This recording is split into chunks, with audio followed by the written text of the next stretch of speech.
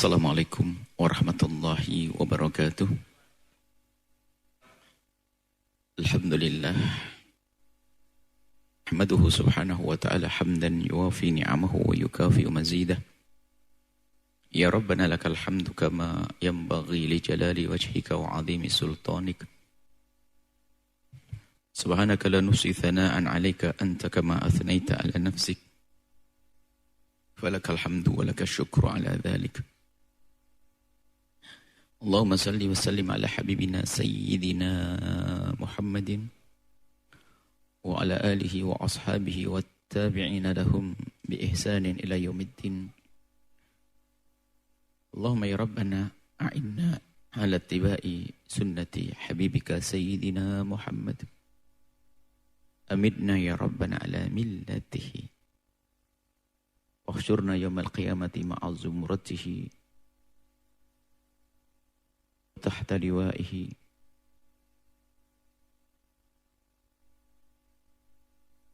Rizukna ya Rabbana tabata qabla al-maut wa syahadata inda al-maut wal jannata ba'da al-maut. Amma ba'd. Yang sangat kami cintai, kami muliakan para pecinta baginda Nabi, perindu ridha Allah. Alhamdulillah kita bisa bergabung kembali bersama-sama untuk belajar agar kita semakin tahu, semakin kenal, semakin dekat dengan Nabi dan sunnahnya dan ajarannya dan agamanya, agar kita mudah untuk mengikutinya, mengamalkannya, dengan dibimbing oleh Imam Ibn Hajar Al-Asqalani dengan kitab At-Targhib wa Tarhib. Dan seperti biasa sebelumnya akan kami hadirkan muqaddimah akidah. Yang saat ini kita akan membahas kitab yang baru, namanya Sam'iyat. Kami beri judul Sam'iyat. Ini adalah termasuk salah satu atau kelanjutan perjalanan keimanan kita. Kalau orang tidak atau salah dalam mengimani Sam'iyat, maka akidahnya juga salah. Sam'iyat, mungkin judulnya, ini sudah lama kitab ini keluar. Atau mungkin dalam bahasa lain, iman kepada yang gaib. Kalau kita mungkin ayat yang sudah dihafal semuanya, surat Al-Baqarah Alif Lam Mim, Dzalikal kitabu la raiba fihi hudal lil muttaqin alladzina yu'minuna bil ghaibi. Orang bertakwa ciri-cirinya adalah iman kepada yang gaib. Makanya kalau bertakwanya benar, iman kepada yang gaib dengan cara yang benar. Kalau imannya kepada yang gaib enggak benar, namanya khurafat nanti. Bahkan bisa saja beriman kepada kebatilan. Sehingga kami anggap ini sengaja kami pisahkan dari kitab akidah yang lain, supaya lebih konsen mempelajarinya. Di dalam muqaddimah kitab ini kami hadirkan rambu-rambunya. Bagaimana sih kita beriman kepada yang gaib? Cara beriman kepada yang gaib. Rambu-rambu iman kepada yang gaib. Gaib itu ada sesuatu yang kita tidak pernah melihatnya, tidak pernah menyaksikannya. Baik itu yang akan datang atau yang telah lalu. Berita tentang Nabi Adam dari tanah itu dari mana kita? Itu gaib. Anda tidak pernah melihat adonan tanah lalu menjadi bentuk manusia, lalu ditiupkan roh, lalu hidup. Enggak, Anda tidak pernah melihat itu semuanya. Tapi itu berita. Makanya ada rambu-rambu. Tidak semua berita kita percaya sebagai berita gaib. Makanya yang salah di dalam memahami gaib, maka salah juga imannya. Jadi kami anggap ini penting sehingga kami hadirkan dalam buku yang terpisah. Kami beri judulkan Sam'iyat. Dan mohon ini semuanya bisa memiliki buku ini untuk bisa dibaca dengan tenang. Di dalam muqaddimah ini kami hadirkan, di dalam risalah ini akan dibahas tentang ghaibiyat. Ghaibiyat hal yang gaib. Sam'iyat. Sam'iyat itu sama dengar. Maksudnya sesuatu yang kita dengar, kita tidak pernah melihatnya. Berita gaib, surga, neraka dari mana? Anda tidak melihat. Hari kiamat di mana? Anda tidak melihat. Siksa kubur di mana? Anda tidak pernah melihat. Malaikat dari mana? Anda tidak pernah melihat. Semua dari berita. Tapi harus dipilah mana berita-berita yang boleh kita percaya lalu kita yakini bahwasanya berita itu benar dan ada. Ada jin, ada malaikat. Nah, kalau salah, bisa bermasalah. Bisa saja meyakini sesuatu yang tidak boleh kita yakini. Maka ini penting sekali. Yaitu sesuatu hal yang gaib. Gaibiyat, sesuatu hal yang gaib yang harus kita yakini berdasarkan berita-berita autentik yang dapat dipercaya dari Al-Quran atau hadis sahih dengan syarat-syaratnya tentunya. Dengan kata lain, sam'iyat adalah keyakinan yang dibangun berdasarkan berita yang didengar. Anda meyakini sesuatu berdasarkan berita. Kalau kami melihat Anda, ya sudah nggak usah pakai berita. Yakin Anda datang di depan mata saya. Itu selesai. Oh, kelihatan kok. Ini berita. Si Fulan datang. Pak Haji Amr datang, Pak Haji Zain datang, Pak Haji Z datang. Loh, ntar dulu yang ngasih berita siapa? Benernya, jangan ini pembohong yang ngomong. Nah ini, berita. Ini kalau kelihatan ini ya nggak perlu pakai bukti yang kelihatan depan mata. Nah ini berita. Dalam meyakini sam'iyat ada dua macam. Dua macam. Pertama, sesuatu yang kita yakini dan tidak boleh ada perbedaan dalam meyakininya. Ada berita yang kita dengar dan kita wajib meyakininya dan orang lain pun tidak boleh berbeda. Maka ini berita apa ini kok harus seperti itu? Hari ini, alhamdulillah kita sudah yakin adanya surga. Yakin seyakin-yakinnya adanya surga dan neraka. Yang mengingkari adanya surga kafir. Cuman Anda tidak tahu bagaimana kok tiba-tiba dikafirkan. Kalau orang tidak percaya adanya surga. Ini gimana ceritanya? Kan begitu ya? Nah, maka dikembalikan kepada berita yang memberitakan. Itu nanti. Jadi ada sesuatu yang diberitakan dan kita harus yakin. Harus yakin maknanya Anda tidak bisa mungkin mengingkari. Biarpun Anda pengen mengingkari, nggak bisa. Berita itu datangnya nggak mungkin kita bisa mengingkarinya. Ada berita yang datang kepada Anda tidak bisa mengingkari. Biarpun Anda ingin mengingkari, nggak bisa. Malah Anda akan bodohkan diri Anda kalau Anda mengingkari. Ini adalah berita contoh ini. Di dalam Al-Quran, hadis Nabi, rambu-rambunya sama kurang lebih. Namanya berita yang dibawa oleh jumlah orang yang banyak, namanya mutawatir. Contoh, berita gempa bumi di Cianjur waktu itu. Anda tidak pernah lihat goyangnya gempa, tapi Anda percaya, yakin. Lalu Anda mendermakan, ayo. Dari mana kok bisa yakin? Kalau Anda disuruh menepis, nggak bisa. Anda yakin ada Amerika? Yakin? Yakin. Anda pernah lihat ke sana? Enggak. Dari mana inilah itu? Cuman rentetan ini gimana kok saya harus yakin, nggak bisa menolak itu kenapa? Maka ada rambu-rambu. Sehingga ada keyakinan yang kita tidak mungkin bisa menolak. Sehingga siapapun juga nggak bisa menolak pada dasarnya. Karena berita itu adalah berita yang dibawa oleh jumlah orang yang besar namanya mutawatir nanti. Nanti akan kita sebutkan. Jadi ada yang pertama, berita yang sampai kepada kita. Dan kita nggak bisa menolak dan kita harus yakin. Dan orang lain pun harus yakin. Nama usul aqidah nanti. Yang berbeda keluar dari iman. Kita ahli iman semuanya. Meyakini adanya Jibril, sudah jelas. Dari mana? Lah ini. Yang mengingkari Jibril kafir. Loh kok bisa? Kenapa? Nah, karena yang memberitakan tentang adanya Jibril adalah berita yang nggak mungkin salah. Al-Quran misalnya. Nanti rambu-rambunya akan kita jelaskan dulu. Makanya jangan gampang percaya. Wah di sana ada nyelip lorong kayak atau nyororo kidul atau wewe gombel. Ntar dulu dari mana? Siapa yang beritahu Anda ada nyiroro gombel? Ini beritanya dari mana itu? Kan ada rambu-rambu berakidah. Siapa yang beritakannya gitu loh? Tetangga Anda siapa kan begitu? Jadi ada rambu-rambu berakidah itu sederhana sekali. Makanya ahli ilmu, orang yang belajar nggak gampang terpengaruh dengan berita-berita tetangganya, rohnya gentayangan. Wah ada apa ini? Gentayangan. Kalau memang dia orang nggak baik diseksa di alam barzah. Kok enak gentayangan jalan-jalan ke balas dendam ke mall pakai baju merah. Ini kan bagaimana itu? Dari mana kok bisa yakin? Percaya lagi ibu-ibu hadir pengajian itu. Ini kan aneh, nggak bisa. Keyakinan Anda terus bangun dengan ilmu. Kok ada roh gentayangan, dia itu adalah mau kunjung ibunya, lagi sakit. Dia sudah kangen sama ibunya. Lalu nyebrang jalan ketabrak. Lah kok gentayangan katanya rohnya nggak diterima. Lalu bagaimana dia orang baik. Langsung mendapatkan kemuliaan. Begini, dia coba bagaimana di kampung kita ada roh gentayangan. Ini kan berita-berita begini, ini ada dari mana? Hanya suara di kampung lalu kita percaya. Makanya kita perlu membenahi keyakinan.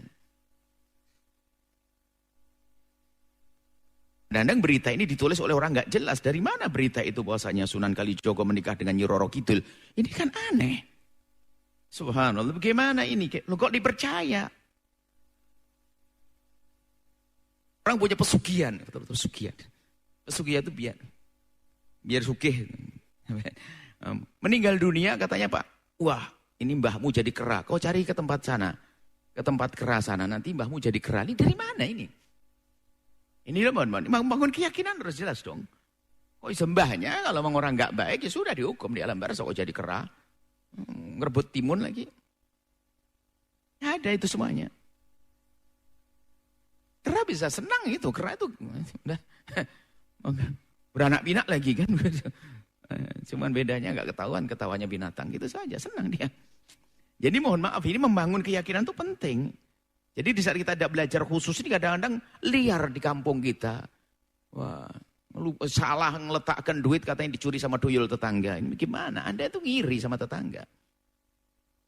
Kita perlu bangun keyakinan itu penting. Inilah kita hadirkan rambu-rambu. Selama ini tidak kita hadirkan dalam cara pemahaman yang khusus. Sehingga pemahaman keyakinan kita itu liar. Tidak jelas, tidak sesuai dengan petunjuk, sehingga kita membuat namanya khurafat, cerita khayal dan sebagainya. Dulu masih ingat barangkali Anda, tidak tahu berita dari mana. Itu gerhana itu rupanya rembulan dimakan buto hijau. Waduh, kacau ini. Buto hijaunya kayak apa ini, semakan segede itu. Nah.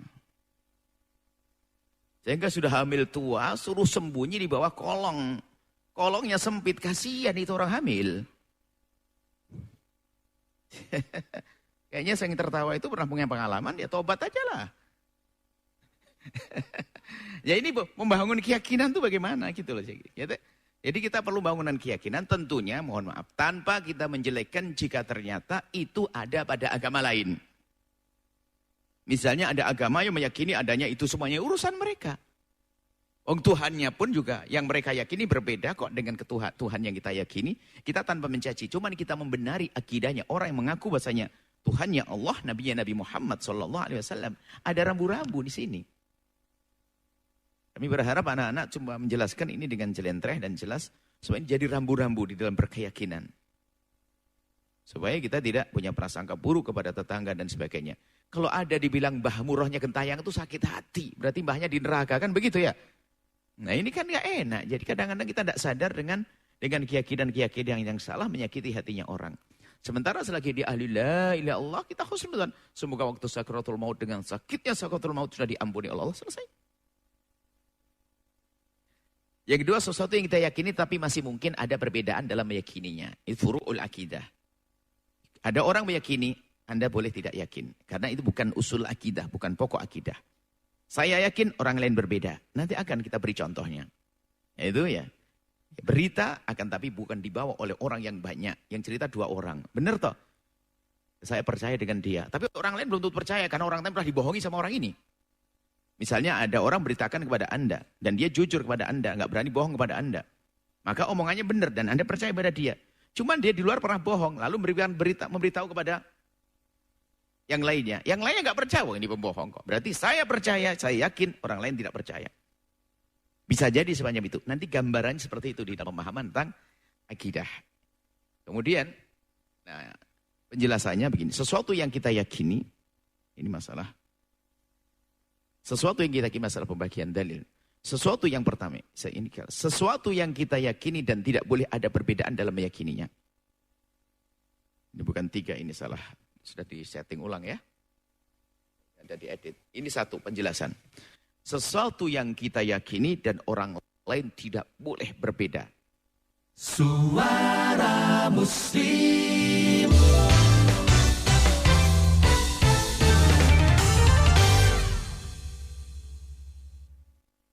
Maka ini adalah berita yang datang kepada Anda, dan berita itu adalah berita yang bahasa agamanya namanya mutawatir. Mutawatir adalah dibawa oleh sekelompok orang yang jumlahnya banyak, yang mungkin, yang mustahil mereka bersepakat untuk berbohong. Gak mungkin ada orang di sumber itu aman-aman saja. Gak ada gempa, gak ada apa. Gak mungkin Anda kok menghayal ada 1000 orang tiba-tiba datang ke pondok mengkabarkan ada gempa lokal. Gak mungkin, berbohong sebanyak itu gak bisa. Dari 1000 orang pasti yang 5 balelo, apaan ini? Jadi kalau sudah diberitakan oleh orang jumlah yang banyak, maka mustahil ada kedustaan di situ. Jumlah yang banyak spontan. Ya. Ada berita mendadak, gempa Cianjur. Gempa di Sumedang barusan, berita. Ini adalah gambaran-gambaran berita. Cuman ini adalah cerita tentang masalah dalil yang panjang. Insya Allah kami hadirkan pada pertemuan yang akan datang. Yang jelas kami sampaikan bahwasanya penting sekali mempelajari rambu-rambu berakidah, berkeyakinan supaya Anda tidak salah ya. Tidak salah. Nah, jangan sampai keyakinan Anda berubah menjadi keyakinan kepada sesuatu yang khurafat, yang dilarang. Berita-berita yang atau Anda menyalahkan kesalahan orang, menyalahkan keyakinan orang juga jadi salah nanti. Ada orang berkeyakinan dan dia benar. Sementara kita tidak meyakini. Ya sah-sah aja ada. Asalkan dia berkeyakinan sesuai dengan rambu-rambu. Mungkin sekedar contoh saja ya. Sekedar contoh berita tentang datangnya Imam Mahdi misalnya. Atau tentang Allah bisa dilihat tidak di akhirat. Contoh aja supaya ada gambaran nanti akan kita masuki. Berita tentang datangnya Imam Mahdi tidak disebutkan dalam Al-Quran, berita yang pasti tidak salah kalau Al-Quran. Tapi beritanya adalah berita ahad yang mungkin orang berbeda di dalam mentaskhih mengatakan hadis sahih atau tidaknya. Dan bukan jumlah orang yang banyak yang meriwayatkannya, maka di situ ada peluang orang yang mengingkari. Maka kita ahli sunnah wal jamaah meyakini akan adanya Imam Mahdi. Cuman jika saat ada orang mengingkari Imam Mahdi, jangan dikatakan mereka kafir. Karena ini bukan usul akidah, tapi furu'ul akidah. Melihat Allah juga demikian. Kita ahli sunnah wal jamaah mengatakan bahasanya Allah bisa dilihat di surga oleh ahli iman. Wujuh yawma idin nadhirah ila rabbiha nadhirah. Nadhirah itu melihat. Menurut kita, nanti ada kaum Mu'tazilah tidak kita katakan kafir di saat mengatakan Allah tidak bisa dilihat. Karena mereka memaknai nadhirah adalah bukan melihat. Tapi menanti dengan takwilan-takwilan mereka yang panjang dan lebar. Sesuai dengan kajian ilmiah yang mereka temui. Maka ada yang orang meyakini beda dengan keyakinan kita. Tapi tidak saling mengkafirkan. Nanti ada rambu-rambunya. Maka di sini ini bahaya juga. Ada sekelompok orang yang salah di dalam berpegang. Sehingga dikit-dikit kafir. Kita ini gampang dikafirkan oleh orang yang ini salah. Makanya bahayanya dua kutub ekstrim. Yang satu banyak keyakinan-keyakinan yang aneh-aneh, khurafat-khurafat. Yang satu gampang mengkafirkan. Nah ini problem. Yang satu gampang mengkafirkan. Orang boleh berbeda menjadi tidak boleh berbeda. Dikit-dikit kafir-kafir ini ekstrim. Dikit-dikit keyakinan khurafat. Yang gak percaya dengan ini adalah kafir. Juga salah. Maka ahli sunnati wal jamaah di tengah. Ada rambu-rambunya. Apa yang harus kita yakini. Dan apa yang orang boleh berbeda dengan kita. Makanya nanti ada furu'ul akidah. Ada namanya usulul akidah. Pokok akidah. Orang gak boleh berbeda. Namanya ada furu'ul akidah. Orang boleh berbeda. Iman kepada Allah gak ada perbedaan. Usul akidah. Iman kepada Nabi, usul akidah. Iman kepada jembatan. Iman kepada mizan, timbangan. Nanti di akhirat adalah karena disebutkan dalam Al-Quran. Cuman bentuk timbangannya kayak apa sih? Itu furu'. Orang boleh berbeda. Apakah timbangan di akhirat nanti jumlahnya yang baik ke atas? Nah, kalau di bawah ini yang berat kan ke bawah ya. Nah, ini kan tidak ada keterangan yang pasti. Maka semuanya mereka-reka ada berdasarkan riwayat-riwayat yang datang. Oh kalau timbangan di akhirat nanti sama ada 2 begini. Cuman amal baik tuh jumlahnya ke atas. Nah ini kan orang boleh berbeda. Tapi kita tidak boleh meyakini. Tidak boleh berkeyakinan bahwa timbangan tidak ada. Karena timbangan disebutkan di dalam Al-Quran. Nah, seperti itu nanti akan kami hadirkan rinci satu demi satu. Paling tidak ini ada rambu-rambunya. Jadi memang jumlah yang panjang. Ini ada muqaddimahnya. Sebetulnya intinya di dalam kitab ini adalah di muqaddimahnya. Setelah itu praktek atas muqaddimah rambu-rambu. Jadi dalam kitab ini hanya di muqaddimahnya gimana sih rambu-rambu kita berkeyakinan. Rambu-rambu berkeyakinan. Rambu-rambu berkeyakinan selesai. Habis itu prakteknya malaikat ini. Bagaimana kalau kita tiba-tiba hari ini wajib beriman kepada Nabi yang 25? Yang tidak beriman kafir. Loh, jelas. Karena Nabi 25 yang beritakan Al-Quran. Selain 25 nggak ada di Al-Quran. Dan tidak ada hadis mutawatir. Hadis yang diriwayatkan jumlah yang besar. Maka Nabi yang wajib kita yakini. Wajib 25. Kalau ada orang tidak beriman dengan Nabi Isa, kafir dia. Tidak beriman dengan Nabi Yahya, kafir. Tidak beriman dengan Nabi Zakaria, kafir. Kenapa kok sampai kafir begitu? Karena itu ada di dalam Al-Quran. Ada rambu-rambunya. Cuman Nyi Roro Kidul ada di mana? Nah ini kan perubahan. Nyi Roro Kidul, jin dan sebagainya. Iya, tapi siapa yang beritakan tentang Wewe Gombel, Gendruwo, Kuntilanak, dan Demit? Masya Allah, macam-macam di negeri kita ini ya. Jerangkong. Tuyul. Belorong. Macam-macam. Nah, itu adalah, mohon maaf ini tanpa Anda harus merendahkan satu kelompok selain dari Islam yang berkeyakinan dengan itu semuanya. Kita hanya bicara di keluarga kaum muslim. Maka kami sampaikan kepada saudara-saudara kami yang di luar Islam, seperti halnya di saat Anda mendiskusikan tentang keimanan Anda, lalu menyinggung, membawa agama kami, lalu Anda menyalahkan kami pun tidak boleh marah, karena dalam irama diskusi Anda dengan saudara-saudara Anda. Maka di dalam wilayah kaum muslimin kami akan menjelaskan sesuatu yang tidak boleh diyakini orang Islam, mungkin itu Anda yakini wahai saudara-saudara kami di luar Islam, itu adalah kami dalam menjelaskan saudara kami. Sehingga di saat Anda meyakini adanya Tuhan berbilang atau Tuhan selain Allah, Anda meyakini. Dan Anda pun bisa menyalahkan Tuhan yang kami yakini. Itu suka-suka Anda wahai orang di luar Islam, saudara kami yang di luar Islam. Dan kami pun di saat mengukuhkan Tuhan hanya ada satu Maha Tunggal, tentunya selain itu adalah bukan Tuhan. Anda pun juga tidak boleh marah. Karena ini ranah pembahasan akidah. Jangan sampai pembahasan begini lo diangkat menjadi rasisme kemudian macam-macam. Oh tidak. Yang enggak boleh adalah saya mencaci, wah Tuhan ini adalah gini-gini, Tuhan ini enggak boleh. La tasubul ladzina yad'una min dunillahi. Tidak boleh kita mencaci orang yang berkeyakinan agama lain dan sebagainya. Meyakini ada Tuhan selain Allah, enggak boleh kita caci, enggak boleh kita Allah. Baik, harus ini dalam rangka menjelaskan ada rambu-rambu saja. Rambu-rambu untuk ahli Islam, ahli iman. Dan ini penting sekali supaya tidak salah berkeyakinan. Baik, kita langsung kepada kitab At-Targhib wa Tarhib. Kita sudah masuk kepada bab baru, bab At-Targhib fi luzumil masajidi wal julusi fiha. Bab tentang himbauan untuk kita bisa luzum itu menekuni. Terus menerus, memperbanyak mungkin bahasanya seperti itu. Untuk tinggal di masjid al-masajid wal julus fiha dan duduk di sana. Tapi nanti ada rambu-rambunya, duduk-duduk, dagang juga nggak boleh. Jangan duduk-duduk, hanya duduk-duduk ngobrol aja, bukan.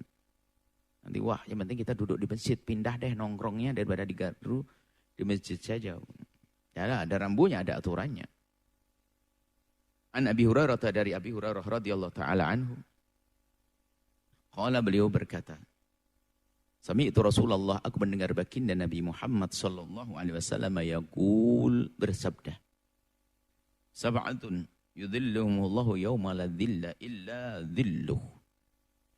Baginda Nabi menghabarkan bahwa ada 7 kelompok orang yang nanti di akhirat, di padang mahsyar yang dahsyat menakutkan, dikatakan matahari sangat dekat dan panasnya tidak kira-kira.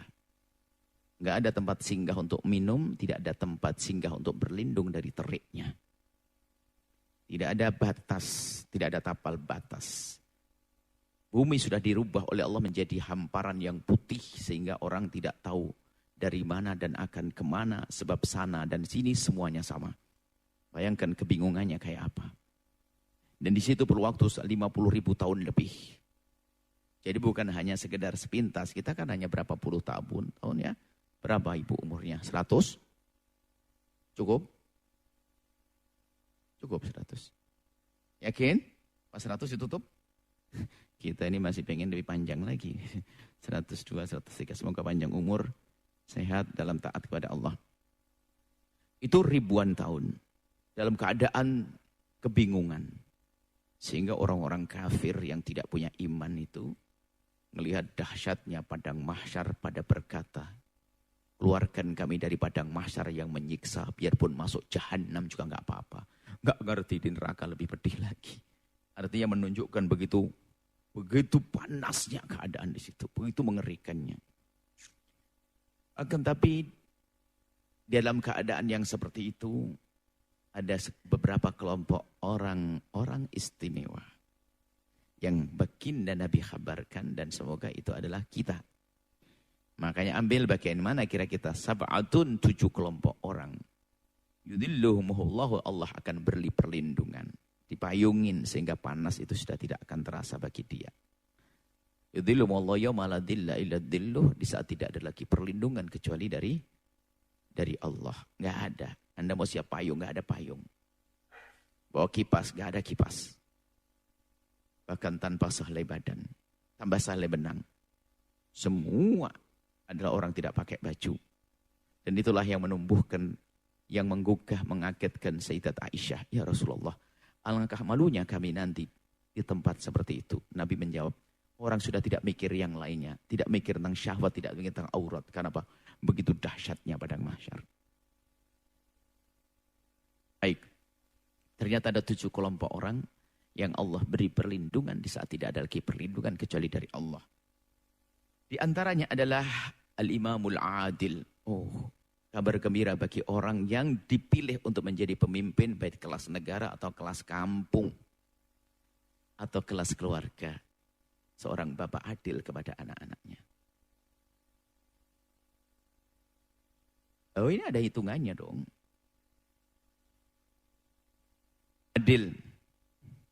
Adil yang sesungguhnya. Jadi imam adil ini dimulai daripada seorang imam. Sebetulnya peluang surganya gampang ya. Kalau dia sadar kan dia sudah posisi tertinggi. Mau apa saja kan bisa. Tinggal apa saja yang halal, apa saja yang baik, apa saja yang diridhai Allah, kan gitu seharusnya.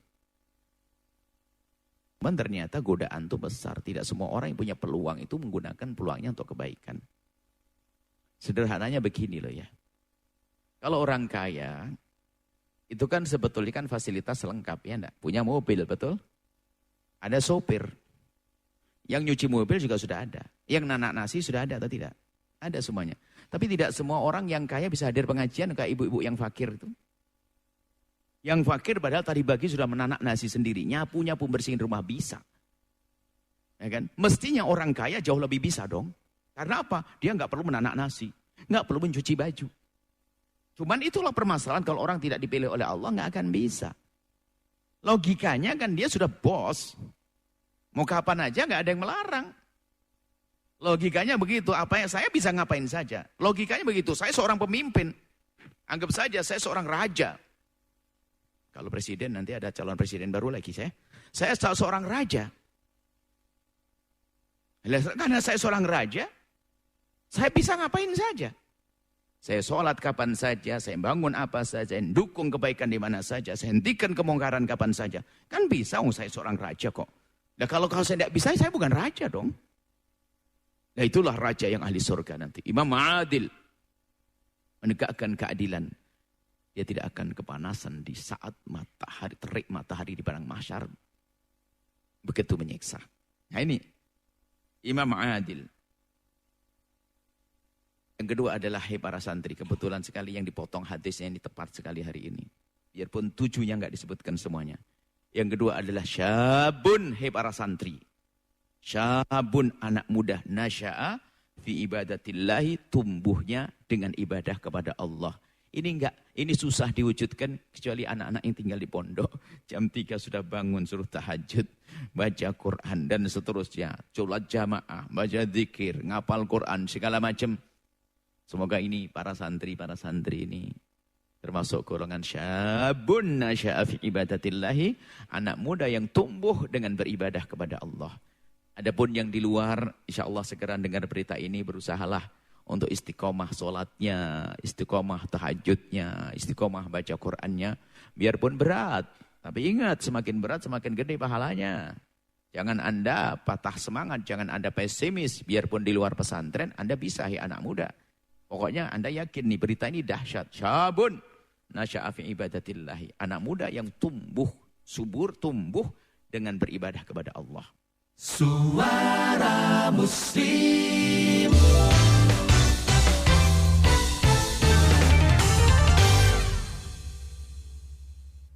Kebayang waktu membaca hadis ini, wah ini enak anaknya tinggal tempat-tempat baik itulah. Pagi-pagi sudah dia tidur, dibangunin. Yang bangunin adalah orang yang sangat mencintainya karena Allah. Ya. Tapi di rumah ibunya mencintainya setengah-setengah. Karena Allahnya kurang. Sehingga apa? Kasihan, biar dululah nanti.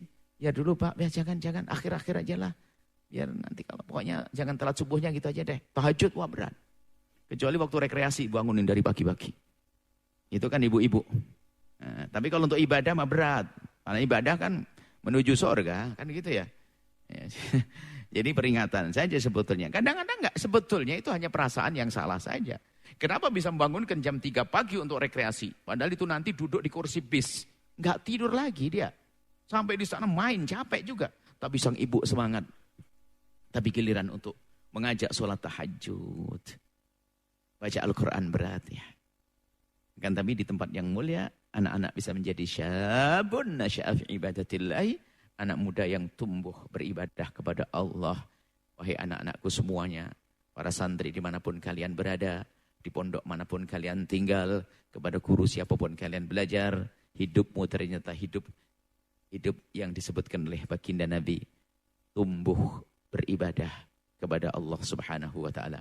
Adapun yang di luar pesantren, semoga Allah menjaga mereka tetap menjadi orang-orang baik, orang yang syabun nasya'a fi ibadatillah, untuk anak mudanya. Kemudian yang ketiga adalah rajulun qalbuhu mu'allakun bil masajid. Yang ketiga adalah seorang laki-laki yang hatinya mu'allakun, terikat bil masajid, dengan masjid. Takbir Nabawi, ungkapan Nabi bukan jasadnya. Tapi dimulai dari hatinya dulu dong. Jasadnya subhanallah, suatu ketika semoga Allah mengampuni. Semoga Allah mengampuni.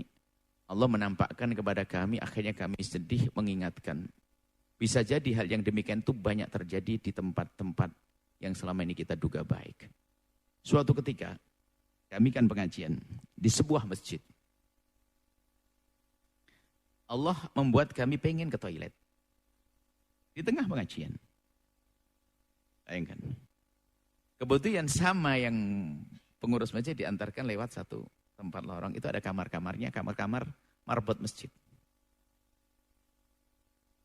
Pas tepat sekali kami menghadap ke kamar. Karena rupanya toiletnya masih ada isinya orangnya. Jadi kita harus nunggu sebentar. Di saat kami menunggu kelihatan, karena depan kami pas. Ajib, ngurusi masjid rupanya lagi nonton film di situ.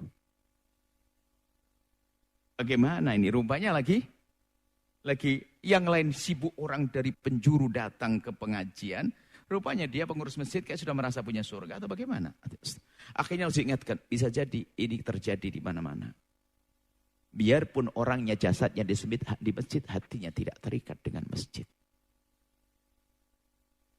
Kelihatannya jasadnya masjid. Bisa saja di lingkungan pesantren, di lingkungan tempat, tapi tidak rindu kepada Allah. Ini kan problem.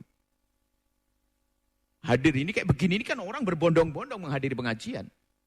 Tapi bisa saja kalau orang tidak mendapat petunjuk, tidak tahu dia ngapain. Begitu kan, bisa jadi. Ini kepada suatu ketika, ya, ternyata tidak semua di tempat yang baik, orang bisa baik. Yang baik ada yang dipilih oleh Allah. Tuh lihat, ada ibu-ibu yang dalam keadaan dipakai kursi roda, ada bapak-bapak kayak tongkat, jalan tertatih-tatih, sakit, demam, segala macam. Ada yang datang ke tempat ini. Karena dipilih oleh Allah, tapi belum tentu yang hidup di lingkungan kemuliaan, ternyata rindu mereka untuk menghadirinya. Karena tidak dipilih oleh Allah. Karena tidak dipilih oleh Allah. Maka fahami makna ini. Jadi teringat. Jadi kayak ini. Mu'allakun bil masajid. Jadi belum tentu dia itu rindu datang ke masjid. Hanya jasadnya saja di masjid, hatinya tidak tahu kemana-mana. Jadi bekerja di masjid hanya untuk cari rupiah, untuk ngasih makan anaknya. Padahal pengajian itu diadakan seminggu sekali di tempat tersebut atau sebulan sekali. Karena waktu itu ada satu tempat sebulan sekali. Hanya kami koreksi saja. Mungkin saja kita pun juga demikian. Kita terlena. Baik. Rajulun qalbu mu'allaq. Mu'allaq itu hatinya yang terikat dengan masjid. Maka kami akan tekankan dengan makna keterikatan hati. Artinya biarpun Anda sudah di luar masjid, tapi hati Anda tetap ingin dengan masjid. Tentunya karena hatinya ke masjid, masjid itu adalah simbol sekaligus hakikat. Simbol sekaligus hakikat. Simbol menuju tempat yang untuk menuju kepada Allah. Sekaligus hakikatnya juga sebuah tempat untuk mendekatkan diri kepada Allah. Akan tapi makna masjid bisa dikembangkan dengan sesuatu yang menghantarkan kepada Allah. Kalau zaman dulu itu adalah tempat belajar, ya masjid.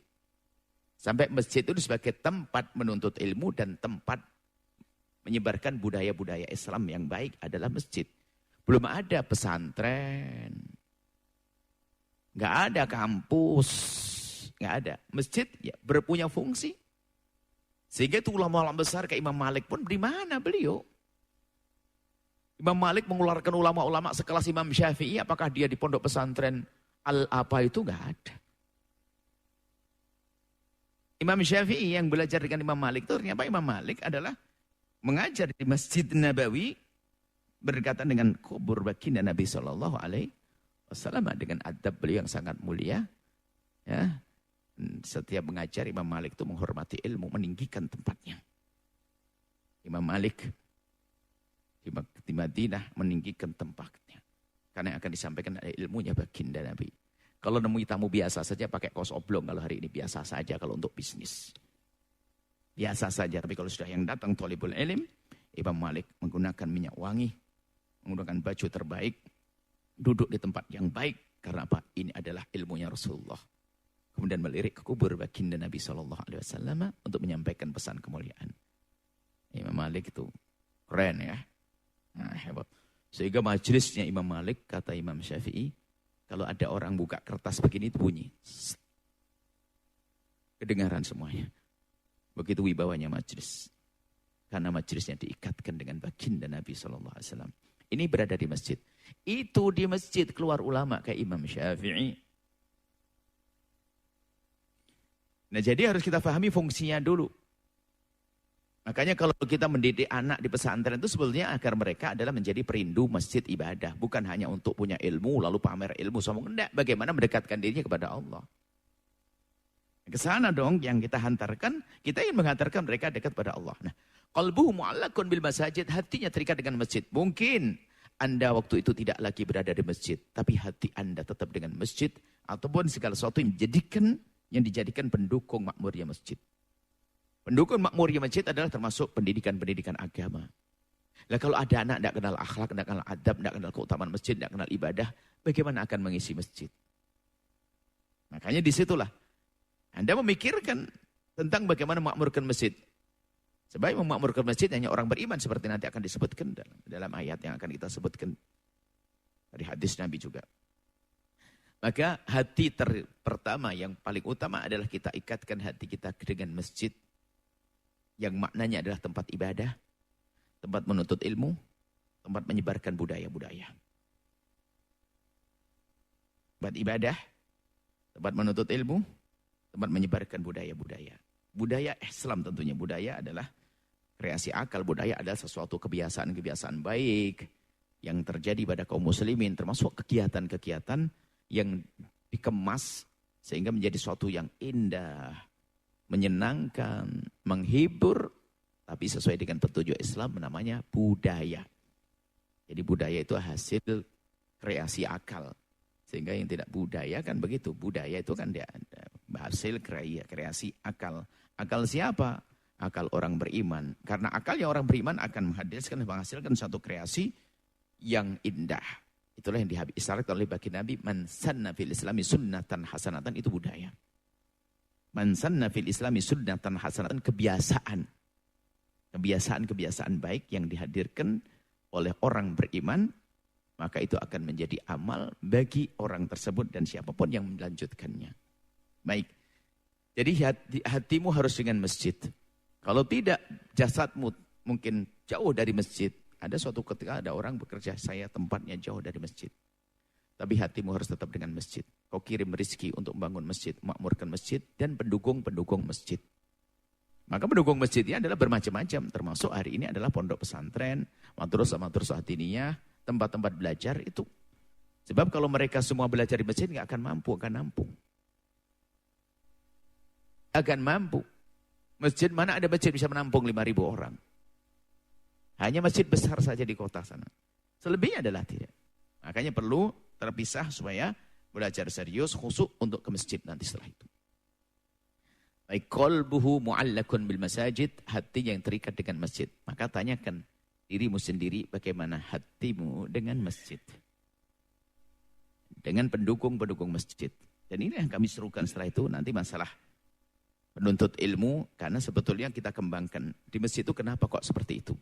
Karena ada gambaran baginda Nabi waktu keluar dari rumah beliau, karena rumah beliau itu nempel dengan masjid. Rumah beliau nempel dengan masjid. Nempel dengan masjid. Bahkan saat beliau wafat adalah di rumah beliau, di rumah Sayyidah Aisyah. Di rumah Siti Aisyah. Dan seorang Nabi kalau meninggal akan dikubur di tempat meninggalnya. Sehingga dijadikanlah ghurfah, ada kamar tidur, ada kamar menemui tamu, disitulah baginda Nabi wafat. Selain di kamar ghurfah itu adalah ada kamar tidur, ada kamar tempat menemui tamu. Waktu itu baginda Nabi sudah sakit, sehingga tidak di dalam, tapi di luar kamar, masih di rumah Siti Aisyah. Sehingga Nabi bisa banyak menemui tamu. Disitulah Nabi wafat, dan disitulah Nabi dikubur, yang sekarang diliputi dengan masjid. Sehingga rumah baginda Nabi, rumah Siti Aisyah yang digunakan untuk mengkubur jasad mulia baginda Nabi SAW ya di situ. Nah ini baginda Nabi di situlah. Waktu Nabi keluar dari rumahnya, tentu waktu Nabi hidup, itu melihat dua kelompok manusia. Di masjid, ini ada orang berzikir, ajib. Memang tempat berzikir masjid, bukan untuk dagang, bukan untuk selain itu. Sampai suatu ketika ada orang melakukan suatu kegiatan masjid, Nabi mengatakan, masjid ini dibangun untuk zikir, menyebut nama Allah, melakukan sholat dan ibadah. Bukan untuk selain itu. Bukan untuk mengumumkan barang dagangannya. Sampai Nabi mendoakan, barang siapa mencari barang-barang, nanti akan disebutkan. Mencari barang di masjid, Nabi mendoakan semoga tidak ditemukan. Kalau orang dagang di masjid, Nabi mendoakan semoga tidak beruntung. Karena ini bukan tempat untuk berdagang.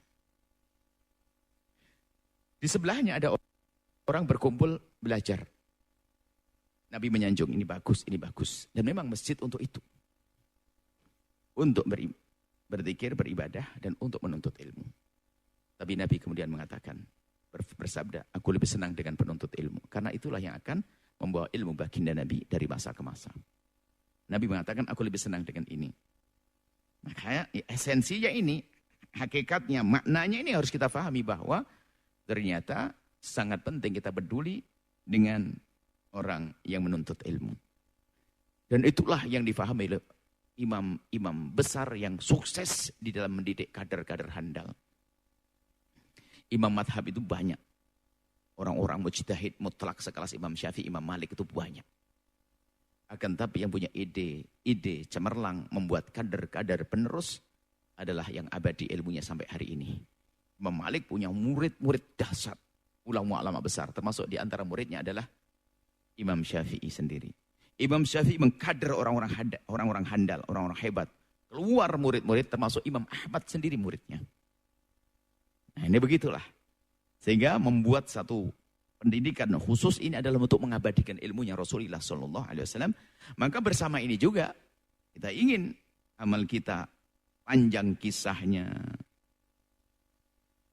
Dengan yang kami serukan selama ini, ayo kita besarkan lembaga atau pendidikan pondok pesantren. Yang disitulah anak kita belajar bagaimana untuk menghidupkan masjid, bagaimana menjaga akhlak, menjaga iman dan seterusnya. Itu yang kami serukan. Dan sebetulnya itu tidak lain adalah untuk menghantarkan mereka agar kenal Allah. Masjid adalah tempat sujud. Masjid secara bahasa adalah tempat sujud. Itu ada masjid. Itulah termasuk dalam bahasa adalah masjid, maknanya juga masjid. Maghrib, makhrab, begitu. Jadi itu. Nah, dari itu, ayo kita peduli dengan masjid dan pendukung-pendukungnya. Ada sebagian orang yang hanya sibuk membangun masjid saja. Karena yang dihafal hanya hadis man bana lillahi masjidan. Seperti hadis yang lalu. Sementara siapa yang bakal ngisi masjid tidak pernah dipertimbangkan. Tidak pernah diperhitungkan. Sementara kalau kita mendidik para penuntut ilmu, lihat sebanyak ilmu, sebanyak anak yang belajar ibadah mereka, dakwah mereka, itu akan menjadi pahala mengalir untuk kita. Jadi mari kita menjadikan orang-orang yang hatinya terikat dengan masjid. Ini, qalbuhu mu'allakun bil masajid. Ini. Kemudian hadis selanjutnya. Al-haditha sengaja tidak diteruskan. Kalau diteruskan nanti akan keluar dari pembahasan masjid. Masih ada 4 lagi. Ya. Ada 4 lagi orang yang mendapatkan perlindungan dari Allah di saat tidak ada lagi perlindungan kecuali perlindungan Allah Subhanahu wa taala. Hadis yang selanjutnya adalah wa an Abi Sa'id Al-Khudri. Dari Abi Sa'id Al-Khudri radhiyallahu taala anhu qala, beliau berkata, "Idza ra'aitumur rajula ya'tadul masajidah." Kalau ada orang, kalau engkau melihat satu orang dan dia ya'tadul masajidah, membiasakan atau biasa mundar-mandir di masjid. Mundar-mandir ya tentu ya orang harus paham, jangan hanya mundar-mandir tok. Nah, langsung dia punya jadwal. Saya pagi ke masjid, nongkrong boleh, enggak begitu. Ya ibadah dong. Makanya nanti gara-gara dengar hadis ini dipahami, sudahlah. Mundar-mandir masjid, ya sudahlah. Saya pagi istri saya mengamalkan hadis ini. Ngapain ke masjid sebentar, nongkrong pulang. Tiap hari. Oh biasanya nongkrong di masjid, bukan begitu. Tentunya beribadah. Fashhadu lahu bil imani. Saksikan bahasanya mereka adalah orang-orang yang punya iman.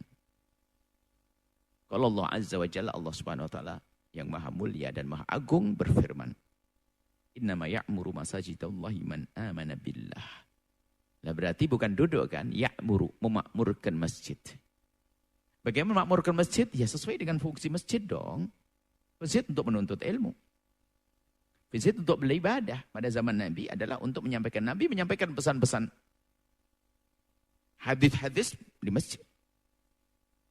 Jadi memakmurkan masjid adalah orang yang peduli dengan tadi. Memakmurkan masjid untuk beribadah. Masjid untuk penuntut ilmu, belajar. Nah itu termasuk memakmurkan masjid.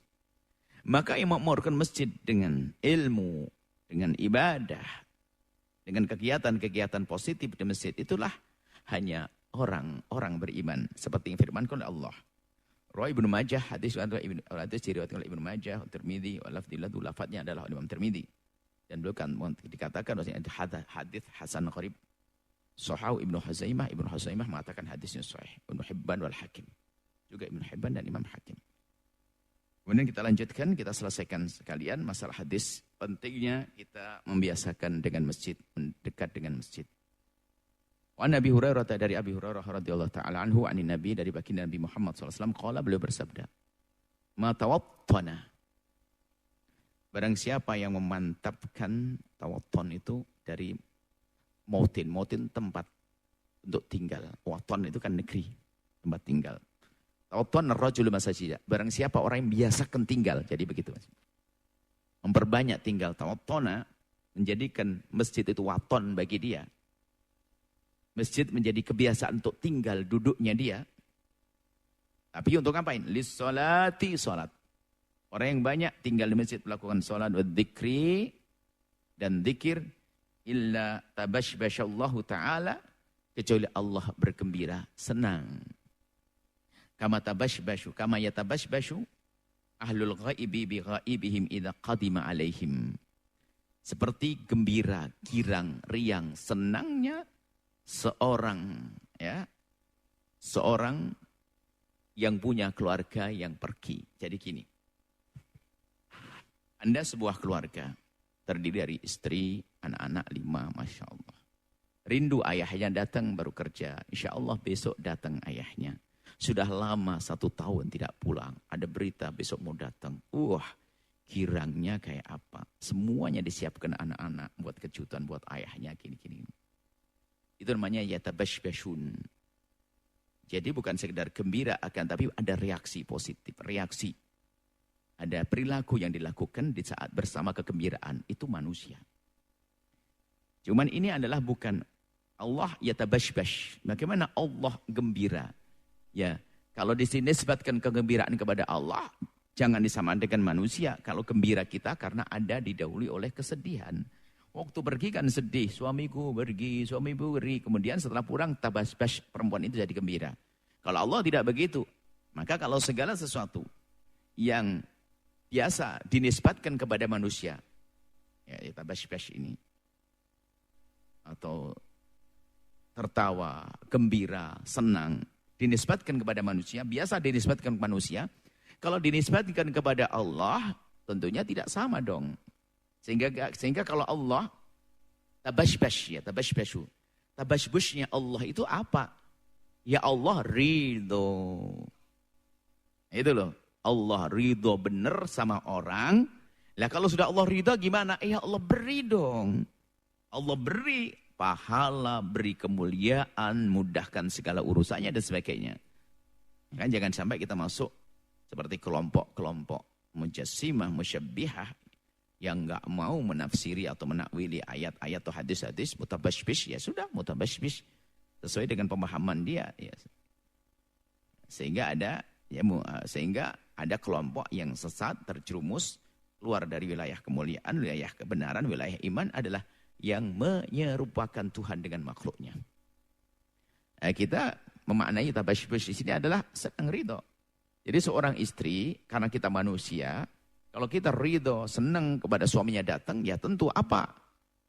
Efek daripada rasa senang, menyambutnya, menyiapkan makanan yang enak, dan sebagainya, sesuai dengan halnya sebagai seorang makhluk. Akan tapi Allah kalau ridho kepada hambanya, ngapain? Allah kalau sudah ridho dengan hambanya, lalu bagaimana? Allah akan memberikan rahmatnya, memberikan pertolongannya, menjaganya, itu. Artinya apa? Jika ada seseorang yang membiasakan dirinya di masjid dengan berzikir dan ibadah, maka Allah ridho kepadanya. Allah akan pilih dia. Allah akan berikan segala kebaikan. Sampai ini gambaran saja ya. Memang begitulah Allah sering membuat permisalan, percontohan agar kita, untuk mendekatkan pemahaman kita. Yaitu urusan manusia. Ini gambarannya bagi Nabi menyebutkan seperti yatabashbashu ahlul ghaibi. Jadi gembiranya Allah, senangnya Allah itu gambarannya seperti gini loh ya. Ada satu orang yang keluarganya satu pergi, kemudian mau pulang. Yatabashbash seperti gembiranya. Ahlul ghaibi, keluarga orang yang lagi bepergian. Ghaib bepergian. Bi ghaibihim di saat pergi, idza qadima di saat mau datang. Wah senang mau datang. Diramaikan. Seperti itu. Jadi maksudnya di sini adalah Allah ridho dengan orang yang membiasakan dengan masjid, senang masjid, tinggal masjid. Hatinya dengan masjid, membantu masjid, menghidupkan masjid. Riwayat Ibnu Huzaimah, riwayat lain dari Ibnu Huzaimah, ma min rajulin kana yatawattanu tatkana tawattana al-masajida. Tidak ada seorang laki-laki yang membiasakan tinggal di masjid. Fasyaghalahu amrun, kok kemudian. Nah ini orang yang biasa tinggal di masjid, rutin di masjid, rajin di masjid, lah kok suatu ketika saghalahu amrun, ada kesibukan lain, nyambut umiknya, nyambut ayahnya, ada yang sakit, ada pekerjaan yang gak bisa ditinggalkan. Oh illatun atau sakit. Tuma'ada ila makana. Kemudian nanti kalau sudah sembuh ya balik lagi. Illa yatabashbashu Allahu ilaihi kama yatabashbashu ahlul ghaibi bi ghaibihim idza qadima. Maka Allah ridho kepada orang tersebut seperti tadi. Ridho seperti senangnya seseorang yang kehilangan salah satu anggota keluarganya, kemudian mereka kembali lagi. Maknanya apa? Itulah. Senang. Jadi Allah ridho dengan orang yang biasa di masjid. Biarpun suatu ketika terputus karena kesibukan namanya manusia, mungkin harus bepergian. Mungkin ada yang sakit. Mungkin nolong orang. Lalu menjadi sebab dia terputus dari masjid, kemudian kembali lagi ke masjid, karena memang hatinya mu'allakun bil masajid, karena memang hatinya selalu dengan masjid, maka ketahuilah Allah ridho dengan orang tersebut. Dan kita harus tahu ridho Allah adalah selesai. Kalau Allah ridho kepada kita, sudah aman. Nggak akan ada hukuman, nggak ada siksa, yang ada pengampunan, yang ada adalah rahmat, yang ada adalah kasih sayang dan karunia. Ini saja yang bisa kami hadirkan, dan insya Allah kita akan masuki bab berikutnya. Disebutkan pada pertemuan yang akan datang. Wallahu a'lam bishawab.